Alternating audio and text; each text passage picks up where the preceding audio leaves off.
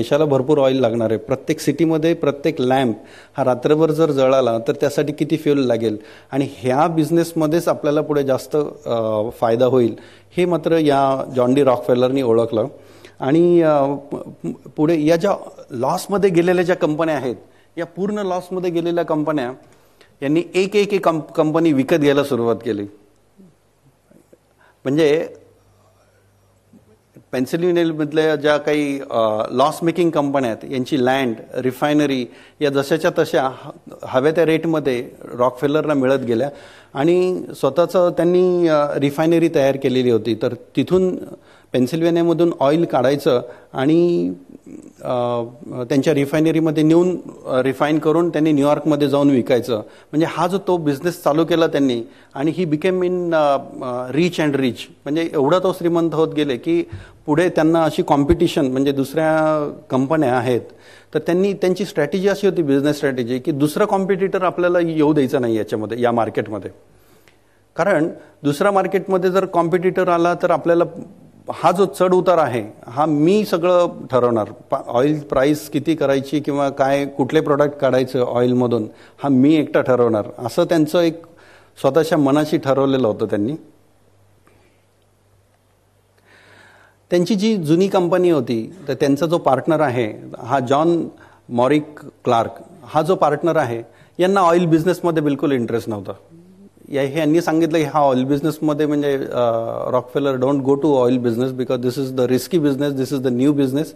पण John D रॉकफेलरनी ऐकलं नाही. त्यांनी स्वतः जो या दोघांची पार्टनरशिपमधली जी कंपनी होती या पार्टनरशिपमधल्या कंपनीने डायव्हर्सिफाय केलं त्यांचा बिझनेस आणि ऑइल बिझनेसमध्ये त्यांनी सुरुवात करायचं ठरवलं. यामध्ये मॉरिस क्लार्कनी या दोघांची पार्टनरशिप 50-50% होती. आणि ह्या कंपनीमध्ये ज्यावेळेस त्यांना शेअर विकायचा होता तर न्यूयॉर्कमध्ये त्यांची जे काही मीटिंग चाललेली होती तर म्हणजे 1911 साली यांनी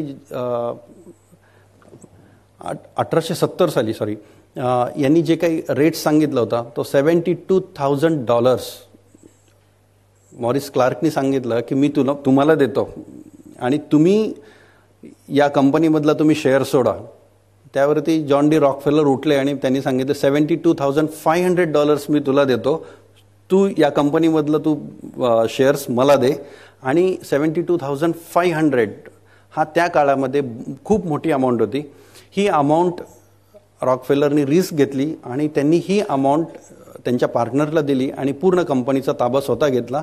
आणि याच्यावरचं स्टँडर्ड जे ऑइलचं स्टँडर्ड आहे हे मी एकटा ठरवणार असं म्हणून त्यांनी स्टँडर्ड ऑइल कंपनीची स्थापना केली. ही स्टँडर्ड ऑइल कंपनी जी आहे या कंपनीचा कॉम्पिटिटर जो काही त्यांनी म्हणजे कॉम्पिटिटर आपल्याला पुढं तयार नाही झाला पाहिजे अशी जी स्ट्रॅटेजी होती.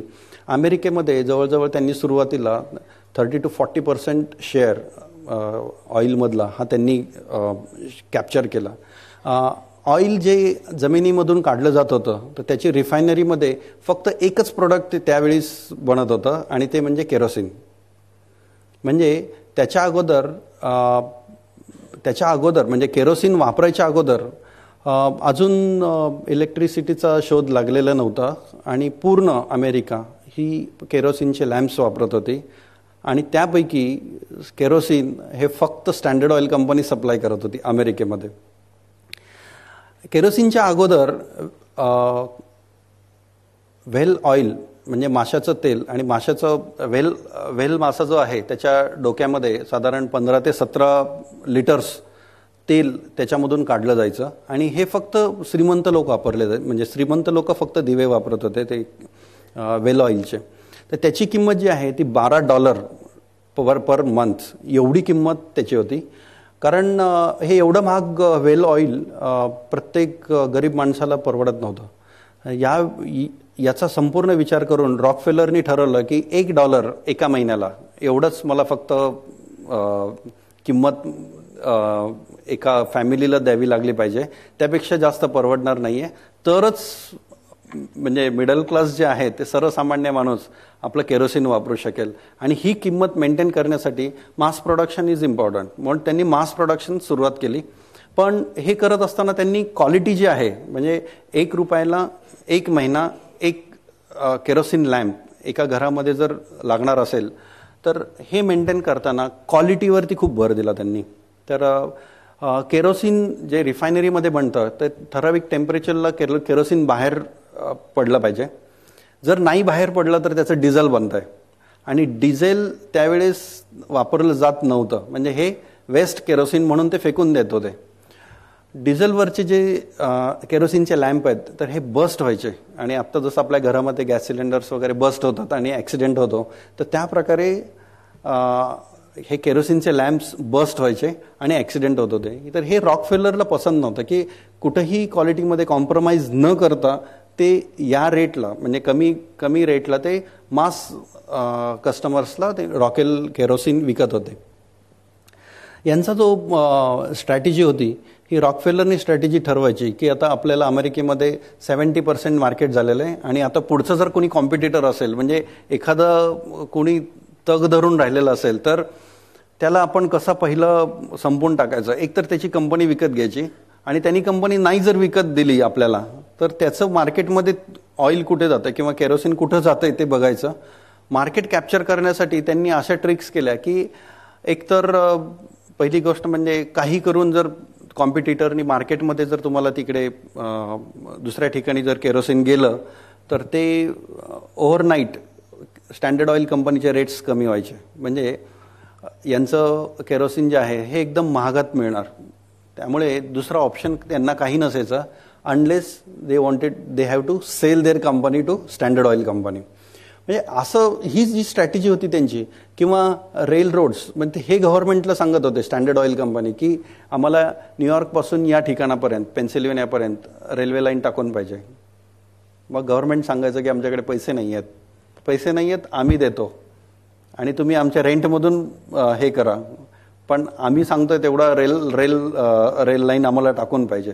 आणि गव्हर्नमेंटला ऐकावं लागायचं कारण गव्हर्नमेंटकडे सुद्धा त्यावेळेस इन्व्हेस्टमेंटसाठी पैसे नसायचे आणि स्टँडर्ड ऑइलकडे भरपूर पैसे होते. हे काय करत होते की जे ट्रान्सपोर्टेशनसाठी जी काही मालगाडी असायची तर हे वर्षाचे वर्ष सगळ्या मालगाड्या वगैरे बुक करून टाकायचे आणि रेट जे आहेत हे जे आत्ता आपल्याला दिसत आहेत फ्रॅगलर, तर हे रेट ठरवायचे. यांचं थोडक्यात बॅकग्राऊंड सांगतो की हे गव्हर्नमेंट कॉन्ट्रॅक्टर होते. यांचं विस्की बिझनेसमध्ये लॉसमध्ये गेल्यानंतर यांनी स्टँडर्ड ऑइल कंपनीबरोबर पार्टनरशिप केली आणि स्टँडर्ड ऑइलमध्ये रॉकफेलरनी डिसिजन घ्यायचा की काय करायचं आहे स्ट्रॅटेजी आणि फ्रॅगलरनी इम्प्लिमेंट करायची. हे दोघांचं कॉम्बिनेशन म्हणजे स्टँडर्ड ऑइलचं मॅनेजमेंट होतं. म्हणजे हे दोघंच फक्त स्टँडर्ड ऑइल कंपनी रन करत होते.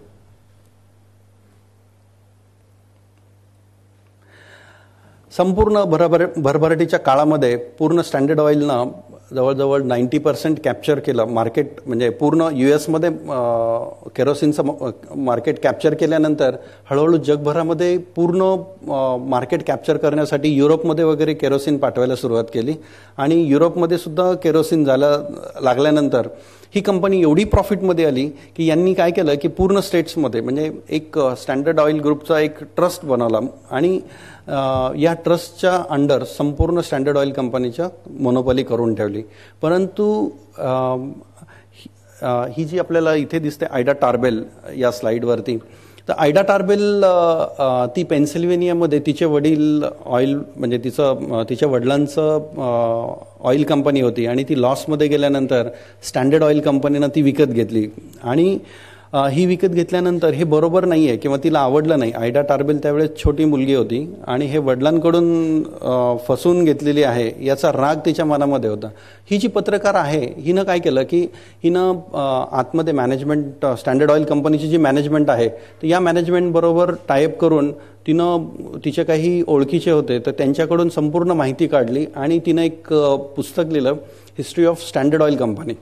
आणि स्टँडर्ड ऑइल कंपनी ही कशी चुकीच्या मार्गाने अमेरिकेमध्ये राज्य करते आहे तर हे संपूर्ण तिनं पूर्ण एक बुक पब्लिश केलं आणि त्या बुकचा इम्पॅक्ट असं झाला की गव्हर्नमेंटला सुद्धा त्याच्यावरती दखल घ्यावी लागली. आणि कारण शेरमन ॲक्ट जो आहे 1890 मध्ये शेरमन ॲक्टच्या अंडर या कंपनीचं पूर्ण विभाजन विभाजन करावं लागलं. कारण एका कंपनीच्या म्हणजे अमेरिकेमध्ये तुम्ही असं मोनोपॉली करू शकत नाही. आणि आपल्या इथे सुद्धा इंडियामध्ये सुद्धा मोनोपॉली बिझनेस नाही आहे. आपल्या गव्हर्नमेंटचे सुद्धा अशा कंपन्यांसाठी रूल आहेत की मोनोपॉली बिझनेस एका क्षेत्रामध्ये एक कंपनी करू शकत नाही आहे. स्टँडर्ड ऑइल कंपनी ब्रेक झाल्यानंतर याचे बरेचसे तुकडे झाले आणि बरेचशा पार्ट्समध्ये म्हणजे वेगवेगळ्या कंपन्या ज्या झाल्या तर यापैकी मी काही 5 कंपन्या इथं दाखवलेल्या आहेत. त्यापैकी एसो आहे, मोबिल आहे, शेव्हरॉन, सोइयो आणि ॲमोको. तर या कंपन्या ज्या आहेत या प्रत्येक स्टेट वाईज स्टँडर्ड ऑइल कंपनीची अशी छोटी छोटी एकदम कंपन्या तयार झाल्या.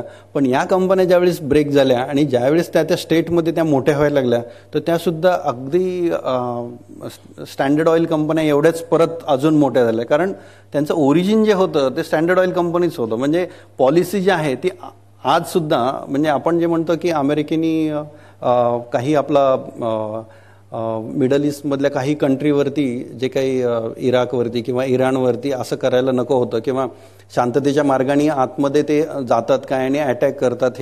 ही जी पॉलिसी आहे ही म्हणजे अक्षरशः म्हणजे ऑइलच्या हिस्ट्रीमध्ये बाय बर्थ अशी म्हणजे ही प्रथा असल्यासारखंच आहे की ऐकायचंच नाही. म्हणजे समोरच्याचं ऐकून घ्यायचं नाही आहे आणि आपल्याला जे वाटतंय तेच खरं करायचं. हे जे काही स्टँडर्ड ऑइल कंपनीचं प्रिन्सिपल्स होते हे जे चुकीचे प्रिन्सिपल्स आहेत हे त्यांनी पुढे भरपूर अप्लाय केले आणि बऱ्याचशा कंपन्या ह्या दुसऱ्या कंट्रीमध्ये जाऊन आपली मोनोपॉली सेट केली. This is the history of Standard oil company. ही ब्रेक झाल्यानंतर त्यांनी एक्सपोर्ट करायला जी सुरुवात केली ते वेगवेगळ्या कंट्रीमध्ये करायला सुरुवात केली आणि त्यापैकी पहिल्यांदा कॅप्चर केलं ते त्यांनी युरोप कॅप्चर केलं. पण बाय दॅट टाईम म्हणजे पॅरलली दुसरीकडे सुद्धा ऑइल मिळत होतं. म्हणजे त्यावेळेस आपलं कम्युनिकेशन वगैरे एवढं प्रगत नव्हतं. त्यामुळे असं होत होतं की तिकडे जगामध्ये वेगवेगळ्या पार्टमध्ये ॲट ए टाईम प्रगती किंवा डेव्हलपमेंट ही चाललेली होती पण एकमेकांना अशी माहिती नव्हती की इथे पण चाललेली आहे unless somebody travels to that place. तर म्हणजे ज्यावेळेस अमेरिकेमध्ये हे घडत होतं त्याच काळामध्ये रशियामध्ये बाकू भागामध्ये तेल मिळालेलं होतं. आणि हे जे ऑइल आहे याचा जो शोध आहे तर हा मार्को पोलोसनी 1600 शतकामध्ये मेन्शन केलं होतं की तिथे असं ऑइल तिथून वाहतंय या भागामध्ये. तर हा जो भाग आहे हा मी आता इथे मार्क केलेला आहे मॅपवरती. तर हा रशियाचा पार्ट आहे, हा मिडल ईस्टचा पार्ट नाही आहे. तर हा जो बाकू आहे तर हा टर्कीच्या वरच्या भागामध्ये हा रशियाचा भाग आहे. आणि रशियाकडे सुद्धा तेल आहे परंतु हा त्या काळामध्ये झार राजाची राजवट होती आणि या झार राजाच्या राजवटीमध्ये त्यांनी ओपन पॉलिसी नव्हती केलेली. त्यामुळे फक्त गव्हर्नमेंटचा कंट्रोल होता. आणि नंतर 1862 ज्यावेळेस केरोसिन रशियामध्ये एंटर झालं तर तिथलं अमेरिकेचा जो काही अधिकारी होता त्यांनी सांगितलं की तुम्ही भरपूर अमेरिकेला सांगितलं की तुम्ही हवं तेवढं केरोसिन इकडे पाठवा. कारण ही जी कंट्री आहे रशिया जो देश आहे अतिशय थंडीमध्ये कुडकुडलेला देश आहे, अंधारामध्ये गुरफटलेला देश आहे. यांना केरोसिन म्हणजे एकदम त्यांना एकदम म्हणजे उजेडात आणणारं हे लिक्विड आहे. तर असं त्यांनी हे सांगितल्यानंतर जे बाकूमध्ये कंपन्या होत्या तर याच्यामध्ये हळूहळू ही खबर झार राजाला कळाली आणि झार राजाने ऑइलमध्ये लक्ष द्यायला सुरुवात केली. बाय दॅट टाईम या ज्या ऑइल वेल्स आहेत ह्या बाकूमधल्या रशियामधलं हे मार्केट तुम्हाला आत्ता दिसत आहे. एक अतिशय होतकरू आणि इमॅन्युअल नोबेल या नावाचा हा जो होतकरू सायंटिस्ट हा रशियामधल्या मिलिटरीला काही गन्स वगैरे सप्लाय करत होते. यांना तीन मुलं आहे आणि 3 मुलांपैकी लुडविग, रॉबर्ट नोबेल आणि अल्फ्रेड नोबेल. अल्फ्रेड नोबेल मला वाटतं की तुम्हा सर्वांना माहिती असेल. पण बाकीचे हे जे 2 भाऊ आहेत लुडविग नोबेल आणि रॉबर्ट नोबेल तर लुडविग नोबेलनी व्हील इन्व्हेंट केलेलं आहे. तर हे वेगळं युद्धामध्ये वापरण्यासाठीचं जे व्हील आहे याचा त्यांनी शोध लावला. आणि रॉबर्ट नोबेल तर यांनी सुद्धा ऑइलमध्ये त्यांनी कंपनी चालू केली आणि झार राजाच्या बरोबर म्हणजे ज्यावेळेस यांनी कंपनी चालू केली तर यांचा प्रोग्रेस एवढा झाला की झार राजाच्या भावाने सुद्धा याची दखल घेतली आणि त्याच्यामध्ये इंटरेस्ट त्यांनी जास्त डेव्हलप केला. तर एवढं त्यांची प्रगती झाली की पण यांना आता म्हणजे बाकूमध्ये एवढं ऑइल मिळायला लागलं की पूर्ण त्यांना युरोप कॅप्चर करण्यासाठी तर यांनी हा जो पलीकडे मॅपमध्ये मी जे दाखवलेला आहे हा जो पार्ट आहे तर यांनी पूर्ण रेलरोड हा जो भाग आहे तो पूर्ण इथून त्यांनी रेल्वे लाईन टाकली. म्हणजे बाकू टू बाटूम एवढा पूर्ण भागामध्ये त्यांनी रेल्वे लाईन टाकली आणि याचं इन्व्हेस्टमेंट जे आहे तर हे म्हणजे इन्व्हेस्टमेंट एवढी शक्य नव्हती. तर यासाठी जी काही मदत घेतली नोबेल ब्रदर्सनी ती बॅरन रॉथशिल्ड्स यांची त्यांनी मदत घेतली. आणि रॉथशिल्ड्सविषयी मी थोडंसं सांगेन की रॉथशिल्ड्स म्हणजे आता तुम्ही बार्कले ऐकलेलं आहे? बार्कले तर बार्कले ही अतिशय म्हणजे छोटी बँक आहे त्यांची रॉथशिल्ड फील्डच्या फॅमिलीची.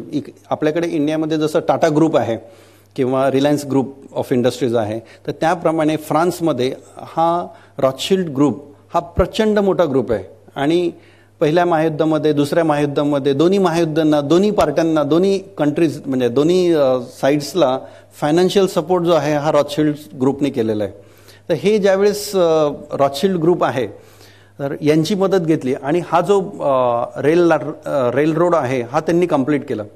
हा कंप्लीट केल्यानंतर ही जी इन्व्हेस्टमेंट आहे ही फ्रान्समधल्या रॉथशिल्ड ग्रुपने केलेली आहे आणि यांना ऑइल बिझनेसमध्ये खूप प्रचंड इंटरेस्ट होतं. आणि हा जो इंटरेस्ट आहे तर हा लुडविक नोबेल आणि रॉथशिल्ड या दोघांचं कॉम्बिनेशन म्हणजे या दोघांनी ठरवलं की अमेरिकेमधलं जे केरोसिन आहे हे आपल्या रशियामध्ये नाही येऊ द्यायचं कारण आपल्याकडे काही कमी नाही आहे, रशियामध्ये केरोसिन कमी नाही आहे.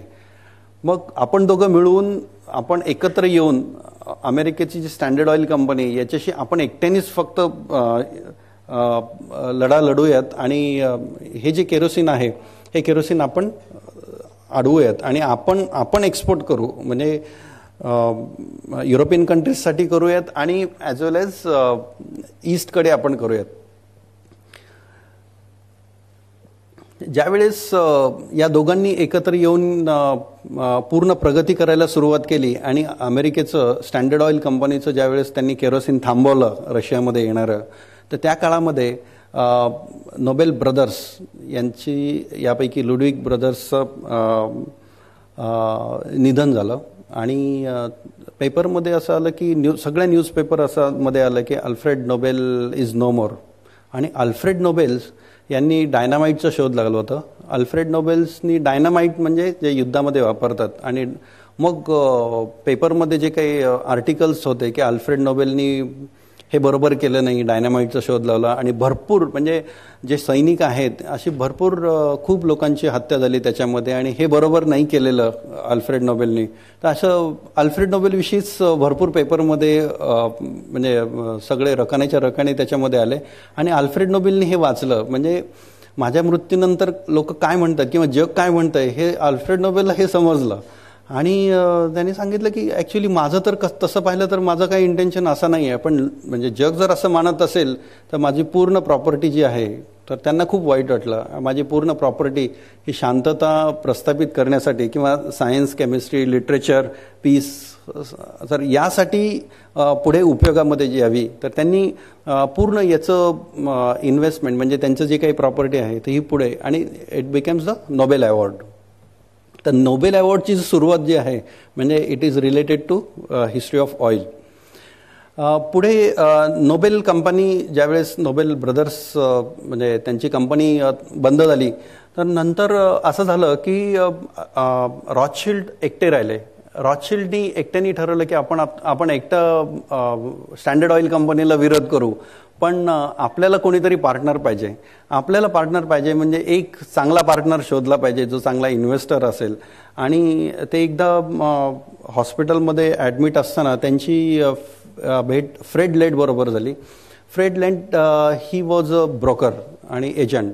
तर त्यांना सांगितलं की रॉथशिल्डने सांगितलं की मला असं कोणीतरी एक पार्टनर मी शोधतोय, तर मला असं पार्टनर मिळेल का? तर त्यांनी सांगितलं की तुम्हाला पार्टनर म्हणजे अगदी म्हणजे दुसरं एक जण तयारच आहे की जो ज्याला ऑइल बिझनेसमध्ये खूप इंटरेस्ट आहे, आणि तो आहे मार्कस सॅम्युअल.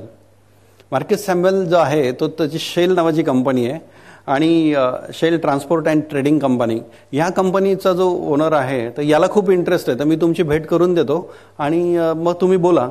यांची भेट झाल्यानंतर यांनी ठरवलं की मग रॉथशिल्डकडे ऑइल वेल्स आहेत आणि शेलकडे ट्रान्सपोर्टेशन आहे, तर या दोघांचं कॉम्बिनेशन जे असं झालं.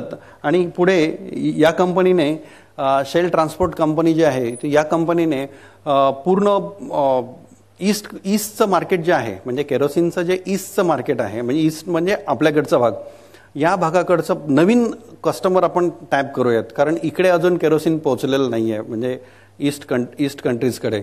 तर यासाठी त्यांनी खूप प्रयत्न केला. आणि पहिलं म्हणजे असं होतं की शिपमध्ये केरोसिन टाकल्यानंतर बऱ्याचशा शिप्स या बुडाल्या, म्हणजे ज्यावेळेस त्या सीमधून ट्रॅव्हल करत होत्या त्यावेळेस बरेच ॲक्सिडेंट झाले आणि पूर्ण अशा पालत्या होत होत्या. तर हे जे मार्कस सॅम्युअल आहेत हे अतिशय हुशार आणि स्वतः सायंटिफिकली त्यांनी शिप डिझाईन केल्या. शिप डिझाईन केल्यानंतर त्यांनी सुएज कॅनल नवीनच बांधलेलं होतं, आणि सुएज कॅनल झाल्यानंतर याचा ट्रान्सपोर्टेशनसाठी त्यांना परमिशन नव्हती, म्हणजे गुड्स ट्रान्सपोर्ट नव्हतं, म्हणजे कमर्शियल यूजसाठी सुएज कॅनल वापरता येत नव्हता. आणि सुएज कॅनल जो आहे हा गुड्ससाठी जर वापरला तर आपल्याला रशियामधून जे केरोसिन आहे हे आपल्याला ईस्टमध्ये म्हणजे इंडियाकडे किंवा सिंगापूरकडे हे आपल्याला सोप्या मार्गाने आणि जवळच्या मार्गाने नेता येईल. तर हा एक विचार मार्कस सॅम्युअलच्या मनामध्ये होता. मग त्यांनी सांगितलं की रॉथशिल्ड्सना सांगितलं की तुम्ही पहा की आपल्याला परमिशन मिळते का. परंतु परमिशन मिळाली नाही सुरुवातीला, कारण या UK जे काय संसदमध्ये जे लोक होते ते सगळे स्टँडर्ड ऑइल कंपनीच्या साईडनी बोलत होते की ती जर स्टँडर्ड ऑइल म्हणजे इकडे जर परमिशन दिली, सुएज कॅनलमधून जर ऑइल पाठवायला जर परमिशन दिली तर पूर्ण ईस्टमधलं मार्केट त्यांचं कॅप्चर होईल आणि स्टँडर्ड ऑइल कंपनीला विकता येणार नाही तेल. मार्कस सॅम्युअलनी रॉथशिल्डला सांगितल्यानंतर रॉथशिल्ड्स आणि सुएज कॅनल जो बांधला तो फ्रेंच कंपनीनं बांधलेला आहे. तर फ्रेंच कंपनीनं म्हणजे रॉथशिल्ड हाऊसनीच बांधलेलं आहे. तर त्यांचे जे नातेवाईक आहेत तर त्यांनी पूर्ण फायनान्स सुएज कॅनल बांधण्यासाठी केलं होतं. तर त्यांनी थोडंसं याचा वापर करून, ओळखीचा वापर करून त्यांनी परमिशन मागितली. परंतु अजून परत प्रॉब्लेम आला की याची क्वालिटी जी आहे, म्हणजे स्टँडर्ड जे आहे, क्वालिटी स्टँडर्ड जे आहेत, ही जे तुमची शिप आहे ती क्वालिटी स्टँडर्ड नाही आहे. परत ती जर म्हणजे बुडाली तर ॲक्सिडेंट होईल, म्हणून परमिशन पूर्ण नाकारली होती. आणि त्यानंतर लॉईड कंपनी जी आहे, म्हणजे आजही स्टँडर्डसाठी म्हणजे सेफ्टी स्टँडर्डसाठी लॉईड कंपनी फेमस आहे. सो लॉईड कंपनी तिनं परमिशन दिली आणि पूर्ण लॉईडची परमिशन मिळाल्यानंतर हे सगळं ठरल्यानंतर सुएज कॅनलमधून या कंपनीला, शेल ऑइल कंपनीला पूर्ण परमिशन मिळाल्यानंतर ऑइल पहिलं ट्रान्सपोर्ट झालं ते रशियामधून सिंगापूरकडे. सिंगापूरला टँकर हा आल्यानंतर मार्कस सॅम्युअलला वाटलं की हा ऑइल टँकर खाली केल्यानंतर आपल्याला एकदम लोक एकदम तुटून पडतील की म्हणजे शेलचं ऑइल आलं आहे आणि आता पण गंमत अशी झाली की शेलचं कॅन्डच नव्हते. कॅन नाही म्हटल्यानंतर यांनी सिंगापूरवरून टेलिग्राफ केलं की कॅन नाही आहेत. मार्कस सॅम्युअलनी सगळे शिप्स भरलेली कंपनी शिप ही पूर्ण सिंगापूरला पाठवली. एक कंपनी शोधली की जी असे कॅन्स बनवेल आणि त्यांनी सांगितलं की तुम्ही कॅन बनवा. पण कॅन बनवणारी जी कंपनी आहे त्यांनी कॅन बनवले, पण त्यांनी विचारलं की याला कुठला कलर पेंट करायचा, and he said red colour. आणि तेव्हापासून म्हणजे त्या काळामध्ये दोन पार्ट होते, म्हणजे स्टँडर्ड ऑइल कंपनीचा ब्ल्यू आणि शेलचा रेड. हे दोन वेगवेगळे जे आयडेंटिफिकेशन आहेत. म्हणजे एखादी कंपनी कलर आयडेंटिफिकेशन जे करते ते असं करते की कधी यांना मार्केट सॅम्पलला वेळच मिळाला नाही की म्हणजे कलरविषयी विचार करायला, पण एक लक्षात राहील असा रेड कलर तुम्ही पेंट करा आणि तेव्हापासून याचा लोगो जो आहे तो रेड लोगो झाला. So this is a history of Shell oil company. I think we have reach to the time.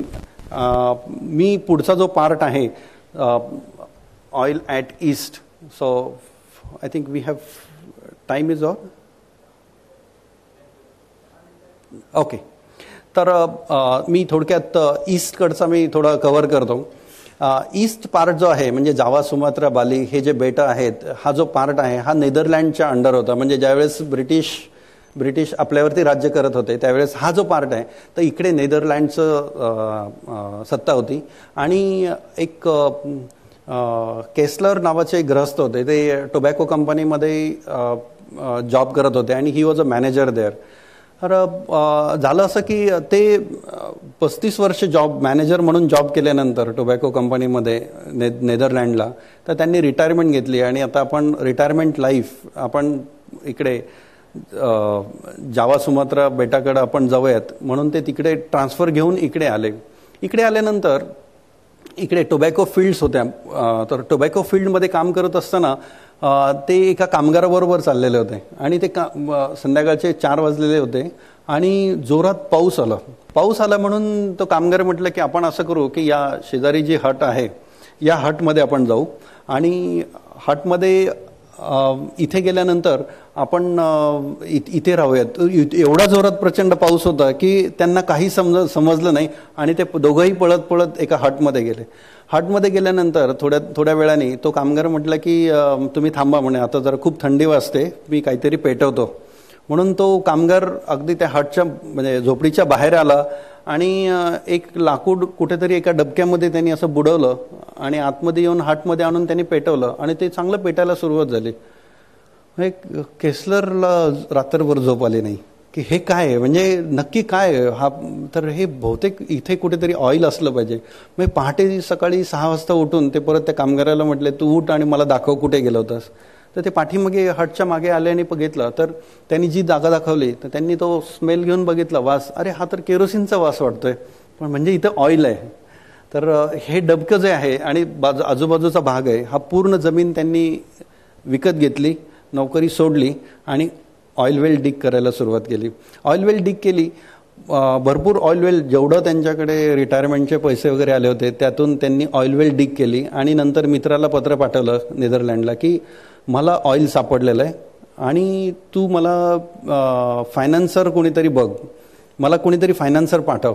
आणि हे त्याच्या मित्राला कळाल्यानंतर त्यांनी हा जो नेदरलँडचा जो किंग आहे, किंग विलियम III, त्याच्यापर्यंत माहिती मिळाली. तर त्याला माहिती कळाल्यानंतर त्यांनी सांगितलं की किंगने सांगितलं की तिथे जर ऑइल मिळालं असेल तर मला, म्हणजे आपल्याला खूपच इंटरेस्ट ऑइलमध्ये आहे, जर आपल्याला ऑइल मिळालं असेल तर मी तुला सपोर्ट करतो. म्हणजे किंग असं सपोर्ट करतो, तू असं त्याला नाव दे की आपलं पूर्ण देश सपोर्ट करतोय, माझा सपोर्ट आहे हे दिसलं पाहिजे. आणि त्यांनी रॉयल डच पेट्रोलियम कंपनी असं नाव त्या कंपनीला दिलं आणि this is a beginning of oil at east. इथे पूर्वीला ऑइल मिळाल्यानंतर म्हणजे केसलर तसे वयस्कर ग्रस्त होते आणि त्यानंतर पुढे म्हणजे रॉयल डच जे आहेत ते ऑगस्ट केसलर हे झाल्यानंतर पुढे हे आजारी, म्हणजे इतकं प्रतिकूल परिस्थिती, म्हणजे याच्यामध्ये त्यांनी काम केलं. म्हणजे अशा ठिकाणी जंगलामध्ये त्यांनी काम केलं की तोंड जरी उघडलं तरी 10-12 मच्छर तोंडामध्ये जातील, अशा दलदलीच्या भागामध्ये त्यांनी हे ऑइल वेल त्यांनी काढली. आणि त्यानंतर पुढे डिटर्निंग आल्यानंतर म्हणजे पुढं त्यांनी 3 प्रोजेक्ट हातामध्ये घेतले. एक तर डिगिंग ऑफ द वेल, नंतर पाईपलाईन आणि त्यानंतर रिफायनरी. हे 3 प्रोजेक्ट ॲट ए टाईम त्यांनी चालू केले. 3 प्रोजेक्ट ॲट ए टाईम म्हणजे हे प्रोजेक्ट मॅनेजमेंटमध्ये 3 project at a time handle करणं आणि हे सक्सेसफुल करून दाखवणं, हे this is the great example. आणि यामध्ये त्यांनी ॲट ए टाईम 3 चालू केले आणि ती पाईपलाईन जवळजवळ 450 मैल म्हणजे इथून बँगलोरपर्यंतचं अंतर हे त्यांनी पाईपलाईन टाकली. या अंतरापर्यंत जाईपर्यंत म्हणजे एवढी पाईपलाईन टाकल्यानंतर इकडून म्हणजे ऑइल वेलमधून ऑइल निघणार आणि इकडे रिफायनरीमध्ये येणार. मग त्यांनी त्या सुलतानाला बोलवलं, तिथल्या लोकल तिथला जो सुलतान आहे त्याला बोलवलं आणि इनॉग्रेशन केलं. पहिले 15-20 मिनटं काही आलं नाही, म्हणजे एवढा मोठा प्रोजेक्ट त्यांनी रन केला पण काही नाही, नुसतं फक्त घोंगावणारा आवाज एवढंच ते पाईपमधून येत होतं. आणि नंतर 15-20 मिनिटानंतर जो ऑइल येऊन रिफायनरीला धडकलं तर ते कंटिन्युअसली म्हणजे कित्येक वर्ष ती ऑइल वेल रिफायनरीसाठी ऑइल देत होती. यांचा ऑइल म्हणजे केरोसिन रिफाईन केल्यानंतर यांचा प्रॉब्लेम असा होता की यांना डिस्ट्रीब्युशन वॉज द प्रॉब्लेम, कारण यांचा सेटअपच नव्हता. डिस्ट्रीब्युशन म्हणजे करायचं काय. मग यानंतर यांची जी भेट झाली ती मार्कस सॅम्युएल बरोबर भेट झाली, कारण यांचं मार्कस सॅम्युएलचं म्हणजे शेल ऑइल कंपनीचं ऑइल हे ऑलरेडी ईस्टमध्ये आलेलं होतं आणि रॉयल डच कंपनीला तर ऑलरेडी तिथे ऑइल सापडलेलं होतं, त्यामुळे ते रॉयल डचकडे स्वतःचं ऑइल होतं. शेलकडचा प्रॉब्लेम काय होता की शेलकडे ऑइलच नव्हतं, म्हणजे स्वतःचं ऑइल नव्हतं पण ट्रान्सपोर्टेशनमध्ये ते एक्सपोर्ट होते. मग त्यांचं म्हणणं होतं की मार्कस सॅम्युएलचं की आयदर मी रॉयल डचकडून मी ऑइल घेईन आणि मी मार्केटिंग करेल किंवा मी डिस्ट्रीब्यूट करेल किंवा मी कोणाचंही मी करू शकतो, म्हणजे रॉथशिल्डचं घेऊन करायचं काय किंवा कोणाचंही, पण मी कोणाचंही करू शकतो. पण ह्या दोघांनी तिघांनी जर नाही दिलं तर माझा प्रॉब्लेम होईल, मी बिझनेस करू शकत नाही आहे. हे त्यांच्या लक्षात आल्यानंतर त्यांनी रिटर्निंग बरोबर म्हणजे रॉयल डच कंपनीबरोबर ज्यावेळेस त्यांचं बोलणं चालू होतं तर त्यांनी काय केलं की ॲग्री करायचं, म्हणजे 2 कंपन्या एकत्र येऊन आपण कोलॅबरेशन करूयात असा विचार त्यांनी मांडला. पण कोलॅबरेशन वगैरे करायच्या पुढे गेलेले होते रॉयल डच कंपनी. त्यांनी सांगितलं की मला काही कोलॅबरेशन करायचं नाही आहे, तुम्हाला करायचं असेल तर आम्ही इंटरेस्टेड नाही आहे. तर ह्या दोघांमध्ये लवकर सहमत काही कोणी होत नव्हतं. पण म्हणून एकदा मार्कस सॅम्युएल चिडले आणि सरळ US ला गेले आणि स्टँडर्ड ऑइल कंपनीला जाऊन भेटले. त्यांनी एवढं एन्श्युअर केलं की अमेरिकेमध्ये मी गेलो आहे हे मात्र पत्रकारांना पहिलं सांगितलं की मी जाणार आहे आणि मी तिथं पोहोचलेलो आहे आणि मी स्टँडर्ड ऑइल कंपनीबरोबर बोलणी चालू आहे. म्हणजे काय होईल की रॉयल डच कंपनीला कळेल की म्हणजे मार्कस सॅम्युएल म्हणजे शेल कंपनी स्टँडर्ड ऑइल कंपनीबरोबर बोलते आणि यात आता फक्त 3च कंपन्या राहिल्या होत्या, किंवा standard oil company shell company जर विकली स्टँडर्ड ऑइल कंपनीला तर मग रॉयल डच एकदम छोटी कंपनी राहील आणि जगावरती जवळजवळ 70 ते 80 वर्ष हे जे केरोसिन आहे हे फक्त 3 कंपन्यांनी दिलं, रॉयल डच, शेल आणि स्टँडर्ड ऑइल कंपनी. तर असं पूर्ण हे जे 3च प्लेयर राहिलेत आणि यापैकी 2 कोणीतरी राहणार आणि तिसरा जाणार, तर ते शेल आयदर तो स्टँडर्ड ऑइल कंपनी बरोबर जाईल किंवा रॉयल डच बरोबर जाईल. याच्यामध्ये स्टँडर्ड ऑइल कंपनी खूप प्रयत्न केले की रॉयल डचला विकत घेण्याचे भरपूर प्रयत्न केले, पण रॉयल डचनी सांगितलं की आम्हाला बिलकुल इंटरेस्ट नाही आहे आणि आम्हाला छोटा जरी आमचा ऑइल वेल असेल तरी आम्ही इंडिपेंडंटली चालू. हा जो एक मॅनेजमेंटमधला हा जो बिझनेसमधला जो काही हा कॉन्फिडन्स आहे, तर हा जो राजांनी दाखवला किंवा केस्लर्सनी यांनी जी सुरुवात केली हा अतिशय शिकण्यासारखा आहे की स्वतःवरती कॉन्फिडन्स आहे ना. या कंपनीचा स्वतःवरती अतिशय कॉन्फिडन्स होता. त्यांनी सांगितलं की आम्हाला जर डिस्ट्रीब्युशन नाही जमलं तरी चालेल पण आम्ही करू, स्वतः करू, आम्हाला 10 वर्ष लागतील डिस्ट्रीब्युशन करायला कारण आमच्याकडे भरपूर ऑइल आहे. मार्कस सॅम्युएल इकडे आल्यानंतर त्यांनी 1901 साली 4 कोटी USDची ऑफर म्हणजे स्टँडर्ड ऑइल कंपनीनं शेलला दिली की आम्ही 4 कोटी तुम्हाला देतो, तुम्ही शेल विकून टाका. हे म्हणजे अगदी अनएक्सपेक्टेडली हे होतं. शेल म्हणजे मार्कस सॅम्युएलला काही कळालं नाही की एवढी अमाऊंट मला जर मिळत असेल तर काय करायचं. मग हे माघारी लंडनला आले आणि गेस्ट हाऊसवरती एका मित्राला घेऊन गेले आणि तिथे राहिले. 8 दिवस विचार केला त्यांनी आणि त्यांना फॅमिलीकडून सगळ्या रिलेटिव्सकडून एवढं प्रेशर होतं की तुम्ही आता विकून टाका, एवढं बिझनेस वगैरे करायची काही गरज नाही आहे. माघारी ज्यावेळेस 8 दिवसानंतर आले त्यावेळेस मार्कस सॅम्युएलनी सांगितलं की फ्रेंड्स, मी एकच ठरवलं आहे की ही कंपनी मी विकणार नाही आहे, कारण म्हणजे ही जी UKची कंपनी आहे याच्यावरती अमेरिकन कंपनीची फ्लॅगशिप मला आवडणार नाही आहे. पैसे तर आपण कसे कमवूयात, भरपूर वर्ष आपल्याला म्हणजे पैसे मिळत राहतील, पण अमेरिकन कंपनीची फ्लॅगशिप UKच्या कंपनीवरती आपल्याला चालणार नाही आहे आणि त्यामुळं मी विकत नाही आहे. हे सांगितल्यानंतर मग त्या कंपनीमधले जे एम्प्लॉई आहेत यांचा जो काही मॉरल बूस्ट झाला ते त्यानंतर त्यांनी अजून भरपूर काम करायला सुरुवात केली आणि शेल ऑइल कंपनी ही स्वतंत्र अस्तित्व टिकून राहिली. शेल ऑइल कंपनी आणि रॉयल डच हे एकत्र येऊन रॉयल डच शेल अशी यांचं कोलॅबरेशन झालं आणि पुढे रॉथशिल्ड एकटे पडले होते. मग रॉथशिल्डसुद्धा या कंपनींना मिळाले आणि यांची एशियाटिक पेट्रोलियम कंपनी अशी कंपनी स्थापन झाली. थोडक्यात हा जो ऑइल ईस्टकडचा जो पार्ट आहे आणि आपल्याला पुढे जे ऑइल मिळालं ते बर्मा ऑइल कंपनी वगैरे म्हणजे ब्रह्मदेशामध्ये आपल्याला ऑइल मिळालं.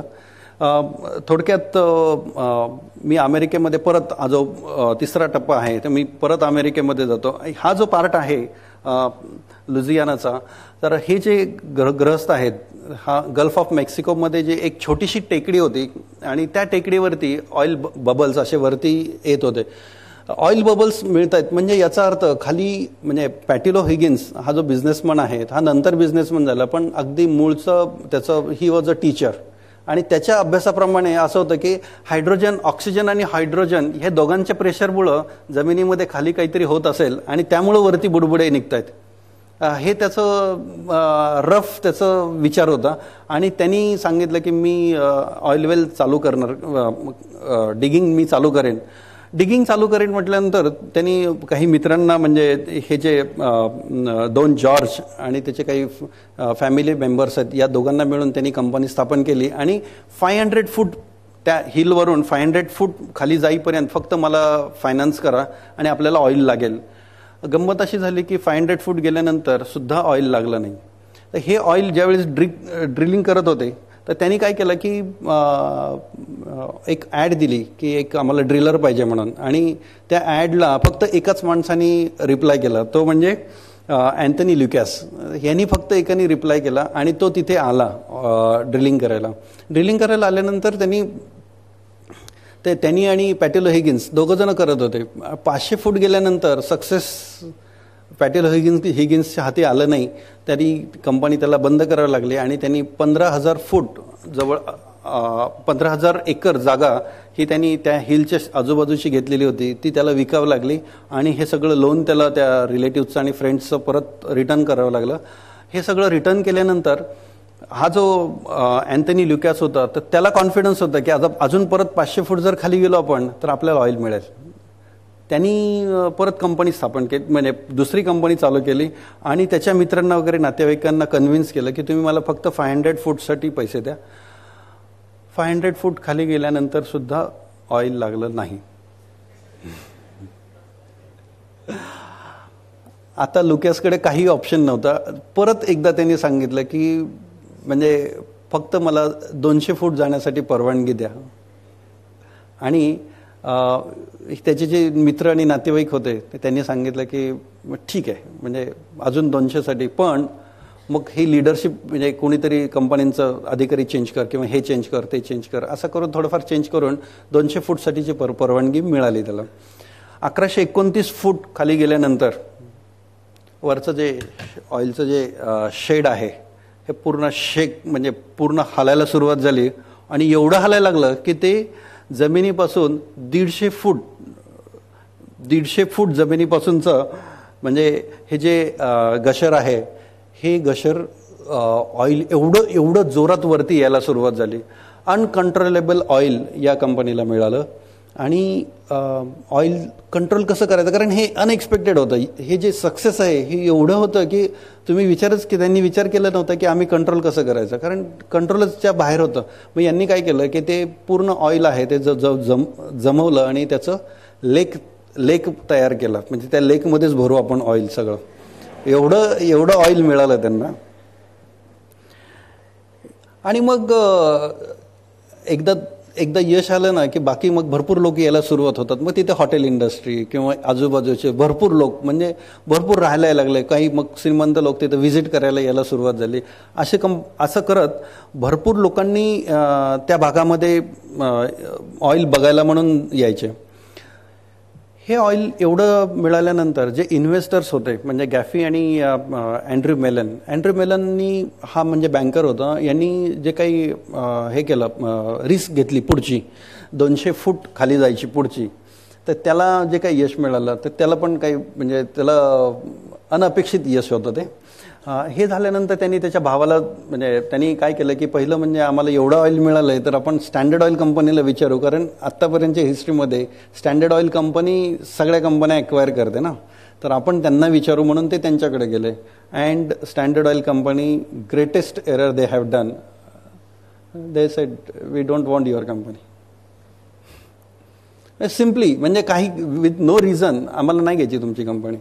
मग दुसरा पर्याय काय की याच्यामध्ये त्यांना आता काय करायचं काय, एवढं तर ऑइल म्हणजे लेक भरलेला ऑइल आहे आपल्याकडे, लेक, आणि अजून वाहत आहे. यांनी मग त्याच्या भावाला वगैरे सांगितलं आणि पुढे यांनी हा जो मेलन्स थॉमस वगैरे याचे जो भाऊ आहे यांनी मग आता आपण पुढे चालूयात आपण पुढे कंपनी म्हणून त्यांनी जे काही पाईपलाईन वगैरे टाकायला सुरुवात केली. ही पाईपलाईन जी आहे ही त्यांनी एका ठिकाणापासून म्हणजे साधारण 450 माइल्स त्यांनी पाईपलाईन टाकली, म्हणजे पूर्ण ट्रान्सपोर्टेशन म्हणजे समुद्रापर्यंत येईल आणि तिथून पुढे शिप्स जातील. तर ही company, this company is known as Gulf Oil Corporation. माझी समजूत अशी होती की गल्फ ऑइल कॉर्पोरेशन ही मिडल ईस्टमधली कंपनी असावी, कारण आपण गल्फ म्हणतो ना. पण हे वाचल्यानंतर, ही स्टोरी वाचल्यानंतर माझ्या लक्षात आलं की ही अमेरिकन कंपनी आहे. ज्याप्रमाणे ऑइल पाहायला लोक येत होते, तर या ऑइलचा लेक झालेला जो एका माणसाने पाहिला तो म्हणजे जोसेफ कुलिनान यांनी, ही वॉज अ पाईपलाईन सुपरवायझर, म्हणजे आपल्या इकडे मुकादम होता तो.